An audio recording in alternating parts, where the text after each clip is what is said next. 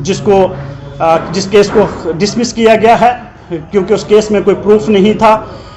State charge frame भी नहीं कर पाई ही है। सेडिशन में 6.5 महीने में जो जेल में रहा हूँ, मेरे साथ एक ज़्यादती की गई, पूरे जम्मू कश्मीर की आवाम के साथ ज़्यादती थी ये, और मेरी फैमिली ने सफ़र किया, मैंने सफ़र किया। तो जिसकी वजह से कल कोर्ट ने मुझे रिलीव दिया, मुझे बाइज्जत बरी किया और सरकार से ये सवाल पूछा कि आपने किस प्रूफ के ऊपर आपने सेडिशन इसके ऊपर लगाया था। देशद्रोह साबित करने की आप कोशिश कर रहे थे जो आप फ्रेम चार्ज भी नहीं कर सके। तो अगर आपने इतनी बड़ी पॉलिसी से इतना बड़ा मतलब क्या किस हक से मतलब आपने 6.5 महीने आपने एक एक्टिविस्ट को जो समाज के लिए काम कर रहा है उसको आपने जेल में रखा है। तो इन चीज़ों के लिए ही मैंने प्रेस कॉन्फ्रेंस बुलाई और मैं मीडिया का भी शुक्रिया करता हूं और अपने जो मेरे वकील थे मुजफ्फर खान साहब, उनका भी बहुत तहे दिल से शुक्रिया करता हूं जिस तरीके से उन्होंने फाइट की और मुझे आज जस्टिस दिलाया, इंसाफ दिलाया कि मैं आज बाइज्जत कोर्ट से बरी हुआ हूं।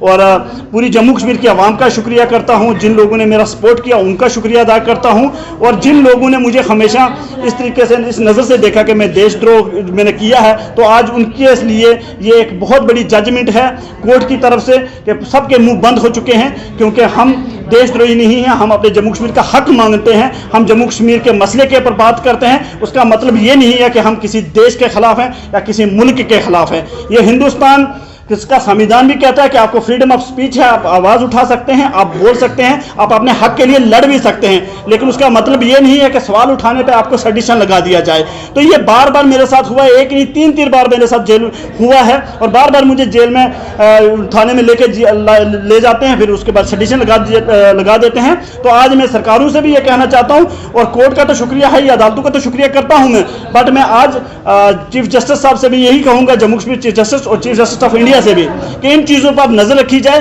कि इस तरीके के साथ फर्जी केस ना बनाए जाएं आम लोगों के ऊपर, और चाहे एक्टिविस्ट हो चाहे पॉलिटिकल लीडर हो। रहमान रहीम, जैसे कि आप मुझे जानते होंगे, मैं एक जेके स्पैम पार्टी है, मूवमेंट है जो जम्मू कश्मीर में हमने 1 साल पहले लॉन्च की थी, उसका मैं चेयरमैन भी हूँ और नेशनल टीवी इंटरनेशनल टीवी के ऊपर भी मैं जम्मू कश्मीर के मसाइल के ऊपर हमेशा बात करता हूँ। तो जैसे कि आप जानते हैं, जो मैंने प्रेस कॉन्फ्रेंस यहाँ आज आपको यहाँ बुलाया है, पहले मैं आप सबका मीडिया का शुक्रिया अदा करना चाहता हूँ कि मीडिया अपना कीमती टाइम के यहाँ हमारे पास आया है हमारी बात सुनने के लिए। बहुत जल्दी में ये प्रेस कॉन्फ्रेंस रखी है। असली में ये मकसद ये है कि कल एक जजमेंट आई है सेशन कोर्ट जम्मू से, उसके ऊपर ये मैंने प्रेस कॉन्फ्रेंस रखी है। सबसे पहले मैं उन तमाम लोगों का शुक्रिया अदा करना चाहता हूँ जो लोग मेरे साथ हमेशा खड़े रहे, और मैं अब आपको बताना चाहता हूं कि असल में ये प्रेस कॉन्फ्रेंस किस मकसद के लिए रखी गई है। आज से जब 2019 5 अगस्त को वो काला दिन जो जम्मू कश्मीर के लिए आया था, जब 370 और 35A को जम्मू कश्मीर की आवाम को कैद करके, पूरी जम्मू कश्मीर के लोगों को जेल बंद करके 370 और 35A को ख़त्म किया गया था। उस टाइम आपको हालात पता है, जम्मू कश्मीर के इंटरनेट बंद कर दिया गया, घरों से बाहर किसी को निकलने नहीं दिया गया। उस हालात में मैं दिल्ली में था और मैं हमेशा नेशनल मीडिया पे ही जम्मू कश्मीर के इशू को उठा रहा था, जम्मू कश्मीर की वॉइस को उठा रहा था, जम्मू कश्मीर का एक प्रवक्ता बन के हमेशा इंडिपेंडेंट खुल के बात कर रहा था जो जम्मू कश्मीर में हो रहा था। बट उन दिनों में तकरीबन 70 डे में वही रहा दिल्ली में ही। कुछ दिनों के बाद मैं जम्मू जब आता हूँ तो मेरा यहाँ में होम टाउन था मेरा छन्नी हिम्मत, वहाँ रुकता हूँ, रात को आता हूँ तो सुबह मुझे पुलिस उठा के ले जाती है, छन्नी हिम्मत की पुलिस वो मुझे ले जाती है और मुझे नहीं बताया जाता कि किस केस में मुझे वो उठा रहे हैं। 2 दिन मुझे इसी तरीके से रखा जाता है। पहले मुझे 109 में 3 दिन के लिए जेल भेजा जाता है, अम्फाला जेल जम्मू में। फिर मेरे वकील जाते हैं, जो मजिस्ट्रेट साहब होते हैं, वो मुझे तकरीबन 3 दिन के लिए 19 अक्टूबर तक मुझे जेल में भेज रहे हैं। जब 19 अक्टूबर के बाद हम वापस मुझे लिया जाता है मजिस्ट्रेट के पास, तो वहाँ जाके मेरी क्योंकि रिमांड ख़त्म हो जाती है और उसके बाद मुझे बेल करवाई जाती है। जैसे ही बेल करवाई जाती है तो फिर पुलिस मुझे वापस लेके छन्नी हिम्मत थाने में ले जाती है।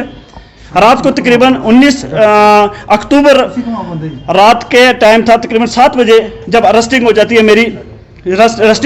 मेरी और जब मुझे ये पता चलता है कि मेरे ऊपर सेडिशन लगाया जाता है 124 से, मेरे पे सेडिशन लगाया जाता है और सेडिशन लगा के मुझे लॉकअप के अंदर बंद कर दिया जाता है। कोई सवाल नहीं, कोई जवाब नहीं, सीधा ही सेडिशन लगा दिया जाता है कि आपने सरकार से सवाल किया है कि सरकार ने 370 को ख़त्म क्यों किया। इस सवाल पे अगर मैंने भाजपा से सवाल पूछा तो उस सवाल पे ही मुझे जेल बंद लॉकअप में डाल दिया जाता सेडिशन लगा के। तो उसके बाद तमाम आगे के लोग ने आवाज़ उठाने लग जाते हैं, केस आगे चलता है हमारा। मैं आपके बता देता हूँ, मैं जाता हूँ JIC के बाद हमारा केस चलता है तकरीबन 6.5 महीने में। उसी केस में जेल में रहता हूँ, अम्फाला जेल जम्मू में। जम्मू के बाद जेल में बाद उसके बाद मेरे लॉयर जनाब मुजफ्फर खान साहब जो एक्स जज भी हैं, तो वो मेरे केस को देखते हैं, वो फाइट करते हैं कोर्ट में मेरे जस्टिस के लिए।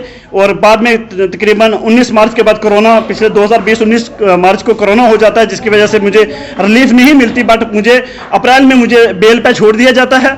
उसके बाद हम कंटिन्यू फाइट कर रहे थे इस केस के लिए, क्योंकि ये झूठा केस था, इसमें कोई ऐसा नहीं था कि मेरे पास देशद्रोह लग सकता है, क्योंकि हम कंट्री के खिलाफ नहीं बोला।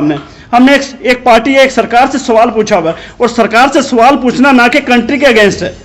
कंट्री और सरकार में जमीन समान का फर्क है। तो सरकारें आती जाती रहती है, लेकिन कंट्री वहीं रहती है। उसके बाद भी मेरे पास देशद्रोह लगा, मैं जेल में रहा, बेल मिली मुझे। बेल के बाद 1 साल से हम बराबर काम कर रहे थे कोर्ट में, क्योंकि कोरोना की वजह से कोर्ट बंद था।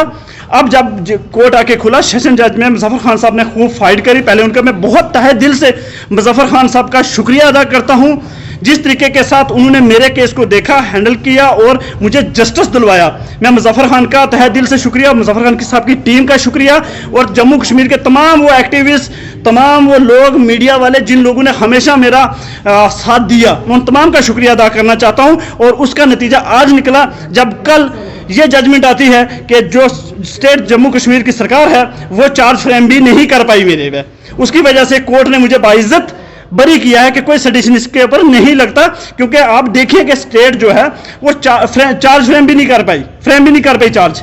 तो अगर आप फर्ज जुर्म तक ही नहीं लगा पाते हो, तो मेरे जैसे मतलब 6.5 महीने जो मैंने जेल में काटे हैं, वो किस वजह से काटे हैं? अगर मेरी फैमिली ने जो सफ़र किया, मैंने जो सफ़र किया, जो मुझे पीड़ा मिली, जो बाहर जब मैं दिल्ली जाता था, यूपी जाता हूँ, या बाहर मुझे सोशल मीडिया में ट्रोल किया जाता है कि वकार एजबट्टी एंटी नेशनल, देशद्रोही। मेरे से कुछ ऐसे लोग जो होते हैं, जो हाई लेवल के ब्यूरोक्रेट के लोग, मेरे साथ बैठना पसंद नहीं करते कि वकार एजबट्टी एंटी नेशनल है, देशद्रोही है, क्योंकि 124 से सडिशन लगा है भाई।